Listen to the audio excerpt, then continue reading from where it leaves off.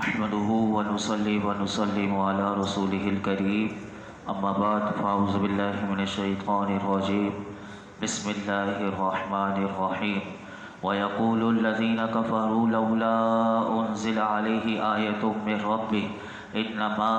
انت منذر ولكل قوم هاد۔ اور کافر کہتے ہیں کہ ان پر ان کے رب کی طرف سے کوئی نشانی کیوں نہیں اتری؟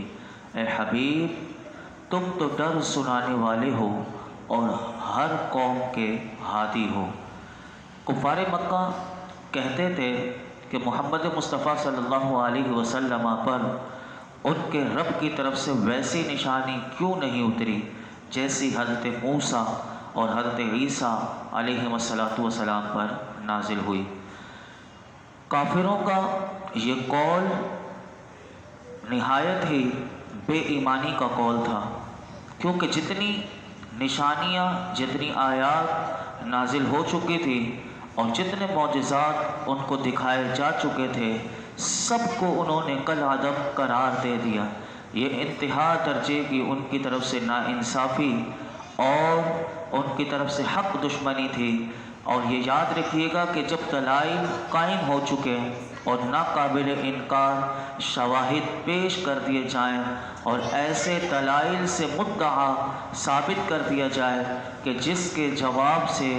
مخالفین کے تمام اہل علم اور ہنر عاجز اور حیران رہیں اور انہیں لب ہلانے کی اور زبان کھولنا ان کے لیے محال ہو جائے، تو ایسے روشن دلائل، واضح شواہد اور ظاہر معجزات کو دیکھ کر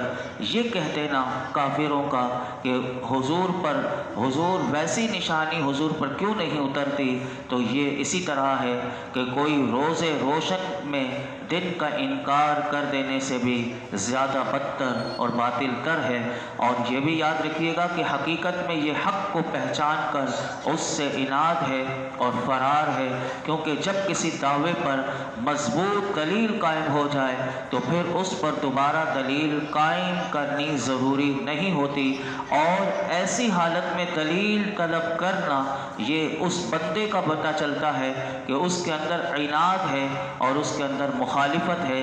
اس لیے وہ دلیل کو مانتا نہیں۔ یاد رکھیے گا کہ جب تک پہلی دلیل اگر کوئی دی جائے اس کو رد نہ کر دیا جائے تو وہ شخص دوسری دلیل طلب کرنے کا حق نہیں رکھتا۔ اگر ان کی دلیل پر دلیل دی جائے، پہلی دلیل کا اس نے رد نہیں کیا، تو یہ بھی یاد رکھیے گا کہ پھر یہ تو ایسا سلسلہ قائم ہو جائے گا کہ ہر بندے کے لیے نئی دلیل قائم کی جائے اور جس کو وہ طلب کرے، جس کو وہ نشانی مانگے تو وہ اس کو نشانی دی جائے، تو یہ سلسلہ تو کبھی بھی ختم نہیں ہوگا۔ یہی بات اس آیت میں اللہ رب العالمین نے فرمایا، اے محبوب، اپنی نبوت کے دلائل پیش کرنے اور اطمینان بخش معجزات دکھا کر آپ اپنی رسالت کو ثابت کر دینے کے بعد احکام الہیہ پہنچانے اور اللہ کا خوف دلانے کے سوا محبوب آپ پر کچھ بھی لازم نہیں، اور ہر شخص کے لیے اس کی طرف سے طلب کردہ وہ جدا جدا نشانیاں پیش کرنا محبوب آپ پر ضروری نہیں، جیسا کہ آپ سے پہلے ہادیوں یعنی انبیاء کا طریقہ رہا ہے کہ ان کی امت ہر نئی دلیل مانگتی تھی، ان کے نبی ان کو وہ دلیل دیتے تھے، لیکن اس کے باوجود بھی آپ پیچھے بھی سن چکے تھے کہ جیسی انہوں نے دلیلیں مانگی تھی ویسی ان کو دلیل دی گئی، لیکن کیونکہ ان کے دل میں عناد تھا، ان کے دل میں ہٹ دھرمی تھی اور مخالفت تھی، اس لیے انہوں نے کسی دلیل کو نہ مانا اور وہ اپنے کفر پر قائم رہے۔ اور اسی آیت میں اللہ رب العالمین نے فرمایا کہ وَلِكُلِّ قَوْمٍ ہاد، کہ آپ ہر قوم کے ہادی ہیں۔ تو حضرت عبداللہ بن عباس رضی اللہ عنہما آپ فرماتے ہیں قول یہ ہے کہ اس آیت میں ہادی سے مراد اللہ رب العالمین ہے۔ اس صورت میں آیت کا معنی یہ بنے گا کہ محبوب آپ کی ذمہ داری صرف ڈر سنانا ہے، جبکہ ہدایت دینے والا اللہ ہے، وہ جسے چاہے ہدایت عطا فرما دے۔ آگے ارشاد فرمایا، اللہ یعلم ما تحمل کل انثی وما تغیض الارحام وما تزداد وکل شیء عنده بمقدار، عالم الغیب والشہادۃ الکبیر المتعال۔ اللہ جانتا ہے. اس آیت کو بڑا غور سے ترجمہ سنیے گا. اللہ جانتا ہے کہ جو مادہ کے پیٹ میں ہے اور جو پیٹ کم اور زیادہ ہوتے ہیں، اور ہر چیز اس کے پاس ایک اندازے سے ہے. وہ ہر غیب اور ظاہر کو جاننے والا، سب سے بڑا اور بلند شان والا ہے. اس سے پہلی آیت میں کفار مکہ نے ان نشانیوں کے علاوہ نشانی طلب کی تھی جو رسول اللہ صلی اللہ علیہ وسلم انہیں دکھا چکے تھے. چنانچہ رسول اللہ صلی اللہ علیہ وسلم نے انہیں اللہ رب العالمین کی عظیم قدرت اور اس کے کمال علم کی خبر دیتے ہوئے فرمایا کہ تم کون سی نشانی مانگتے ہو، آؤ میں تمہیں بتاتا ہوں. حضور اللہ کا کلام انہیں بتا رہے ہیں کون اللہ، کس کی عبادت کرنی چاہیے، کس کو ہم میں ایک ماننا چاہیے. تو ان کافروں کو حضور فرماتے ہیں کہ فرمایا کہ اللہ کی قدرت کو دیکھنا چاہتے ہو، اس کے کمال علم کو دیکھنا چاہتے ہو، تو دیکھو کہ کسی مادہ کے پیٹ میں جو کچھ ہے اللہ اس کے بارے میں بھی جانتا ہے کہ وہ نر ہے یا مادہ ہے، ایک ہے یا زیادہ ہے، اس کی تخلیق پوری ہو چکی ہے یا نہیں. اللہ یہ بھی جانتا ہے کہ کس کے پیٹ کا بچہ جلدی پیدا ہوگا اور کس کا دیر کا. بعض مفسرین نے یہ بھی کہا کہ یہ جو اس آیت میں کہا کہ پیٹ کے گھٹنے اور بڑھنے، تو اس سے مراد بچے کا مضبوط ہونا، خلقت میں وہ پورا ہے یا ناقص ہونا، یہ مراد ہے. یہاں سے یہ بھی پتہ چلا کہ اللہ رب العالمین کون ہے. تو فرمایا کہ ہر چیز اس کے پاس ایک اندازے سے مقرر ہے، یعنی ہر چیز کی ایک مقدار ہے. کوئی چیز اپنی مقدار سے کم یا زیادہ نہیں ہو سکتی. آپ دیکھ لیجئے کہ بچہ جب ماں کے پیٹ میں ہوتا ہے تو کیسا ہونا چاہیے، کیسا اس کو بڑھنا ہے، کیسا کم ہونا ہے، کتنا اندازہ ہونا چاہیے. تو اس آیت میں بتا دیا کہ ہر چیز کی ایک مقدار ہے. آپ دیکھ لیجئے کہ جب ڈاکٹر کے پاس ہم جاتے ہیں تو میں مثال کے طور پر آپ کے سامنے رکھوں کہ انسان کے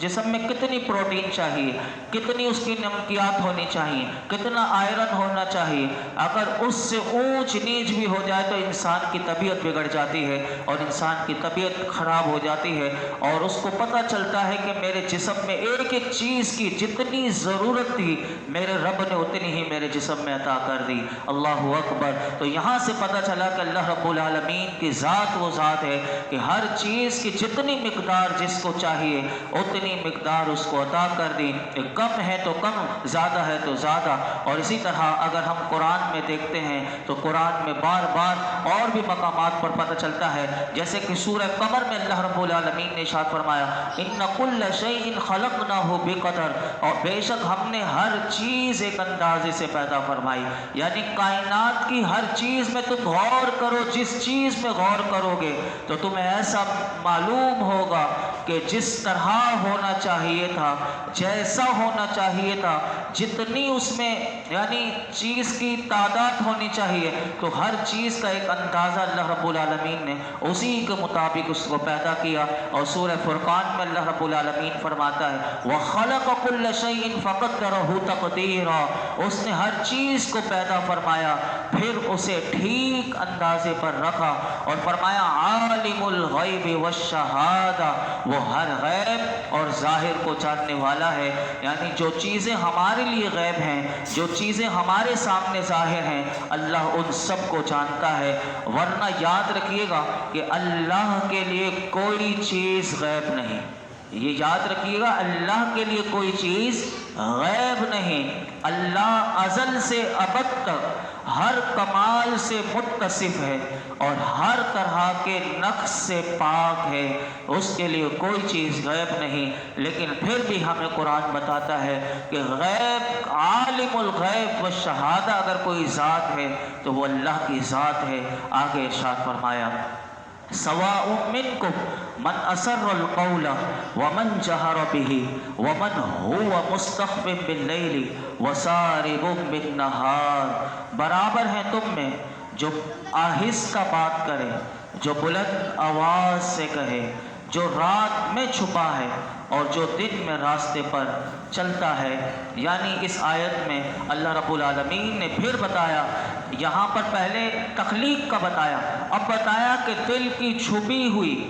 زبان سے اعلانیہ کہی ہوئی باتیں اور رات کو چھپ کر کیے ہوئے عمل اور دن کو ظاہری طور پر کیے ہوئے کام، سب کو اللہ جانتا ہے، کوئی اس کے علم سے باہر نہیں۔ علامہ ساوی رحمۃ اللہ علیہ اس آیت کی تفسیر کرتے ہوئے اتنی زبردست بات آپ لکھتے ہیں تفسیر ساوی میں، آپ فرماتے ہیں کہ جس نے بھی اس آیت میں غور کیا، یہ والی آیت فرماتے ہیں، اور اس کے تقاضوں کے مطابق عمل کیا، غور کیجیے گا ان کے جملوں میں، فرماتے ہیں جس نے بھی اس آیت میں، اس قرآن کی اس آیت میں سواء منکم من اسر القول ومن جہر بہ ومن هو مستخف باللیل وسارب بالنہار، فرماتے ہیں اس آیت میں غور کیا اور اس کے تقاضوں کے مطابق عمل کیا تو اس کے عمل میں اخلاص آ ہی جائے گا۔ پھر وہ عبادت چاہے اعلانیہ کرے یا پوشیدہ طور پر کرے،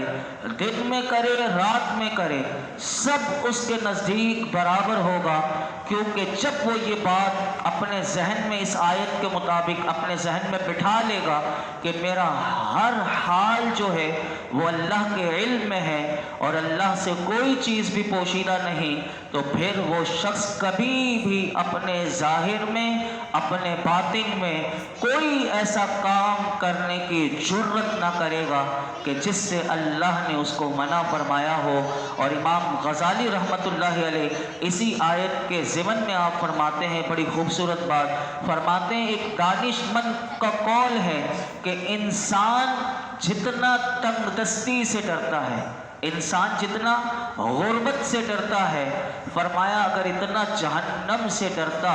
تو دونوں سے نجات پا لیتا، یعنی تنگ دستی سے بھی نجات پا لیتا، جہنم سے بھی نجات پا لیتا۔ اور فرمایا کہ جتنی اسے دولت سے محبت ہے، اگر اسے اتنی ہی جنت سے محبت ہوتی تو دونوں کو پا لیتا، دولت بھی مل جاتی، جنت بھی مل جاتی۔ اور فرمایا جتنا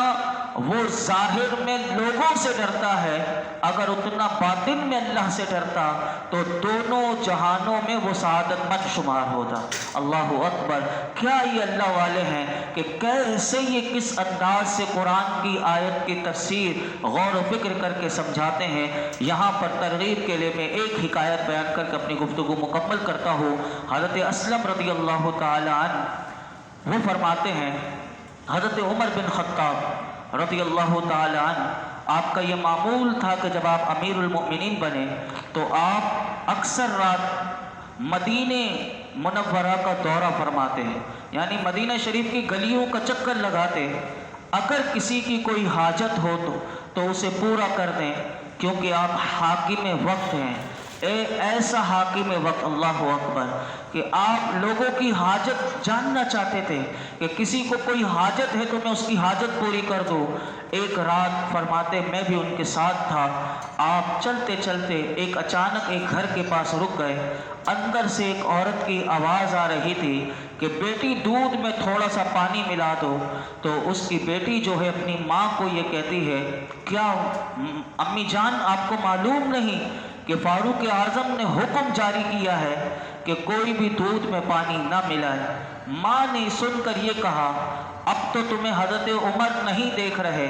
انہیں کیا معلوم کہ تم دودھ میں پانی ملا رہی ہو یا نہیں ملا رہی، جاؤ دودھ میں پانی ملا دو۔ تو لڑکی نے، اس بیٹی نے ماں کا یہ جملہ سن کر کہا کہ خدا کی قسم میں ہرگز ایسا نہیں کر سکتی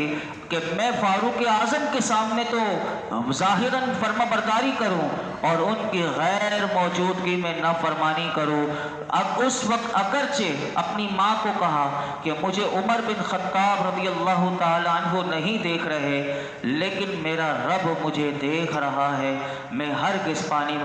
میں دودھ میں پانی نہیں ملاؤں گی۔ حضرت فاروق اعظم رضی اللہ تعالیٰ عنہ آپ نے اس گھر کا پتہ نوٹ کر لیا اور اس ماں بیٹی کی تمام گفتگو کو آپ نے سن لیا۔ آپ نے اس گھر پر معلومات کے لیے بھیجا کہ اس لڑکی کی شادی ہوئی بھی ہے یا نہیں ہوئی بھی، تو آپ نے جب معلوم کیا تو اس بچی نے جس کو خدا کا خوف تھا، اب دیکھیے رشتہ کیسا تلاش کرنا چاہیے، یہاں سے یہ بھی پتہ چلا لڑکی کیسی خدا خوف رکھنے والی ہونی چاہیے، یہاں سے یہ بھی پتہ چل رہا ہے آپ نے جب اس کے بارے میں معلوم کیا کہ لڑکی کی شادی نہیں ہوئی تو آپ نے اپنے بیٹے حضرت عاصم جو آپ کے صاحبزادے تھے، آپ نے اس لڑکی کے لیے اس کا پیغام بھیجا اور انہوں نے بخوشی قبول کیا۔ حضرت عاصم رضی اللہ تعالیٰ عنہ کی شادی ہوئی اس لڑکی سے، تو اس سے ایک بیٹی پیدا ہوئی، اور اس بیٹی بڑی ہو کر جب وہ اس کی شادی ہوئی تو اس سے جو بچہ پیدا ہوا آج دنیا اسے عمر ثانی کہتی ہے، وہ عمر بن عبدالعزیز ہیں کہ جو ان کے گھرانے میں سے پیدا ہوئے، وہ بھی وہ عدل کا قائم کیا۔ تو دیکھیے کہاں کی سوچ کہ میری نسل میں آگے آ کر میرا ایک ہمسانی پیدا ہو جائے گا جس کو دنیا عمر ثانی کہے گی، وہ عمر بن عبدالعزیز۔ اللہ اکبر، آپ ان کی زندگی کو تو پڑھیے، آپ کی آنکھیں کھل جائیں اور پتہ چلے کہ کیسا حضرت فاروق اعظم رضی اللہ تعالیٰ عنہ کو اللہ نے وہ علم، وہ صلاحیت، وہ قابلیت اور حضور کے صدقے میں وہ جو کچھ عطا کیا تھا، وہ آپ کی نسل میں سے جب آگے چل کر آپ کے بیٹی آپ کی جو پوتی پیدا ہوتی ہے اور اس پوتی کے گھر میں جو بچہ پیدا ہوتا ہے وہ عمر بن عبدالعزیز ہیں۔ اللہ اکبر، اللہ رب العالمین ہم سب کو بھی آج کا یہ خاص پیغام جو آیت ہم نے سنی کہ سواء منکم من اسر القول ومن جہر به ومن هو مستخف باللیل وسارب بالنہار، کہ ہم اللہ کے لیے سب کچھ کریں تو پھر ہمارے لیے سب کچھ برابر ہوگا، کہ دن میں کریں، رات میں کریں، چھپ کر کریں، اندھیرے میں کریں۔ جب اخلاص سے کریں گے تو پھر اس میں روحانیت بھی ہوگی، اس میں برکت بھی ہوگی۔ اللہ رب العالمین ہم سب کو قرآن حکیم کا فیضان عطا فرمائے۔ الحمدللہ رب العالمین،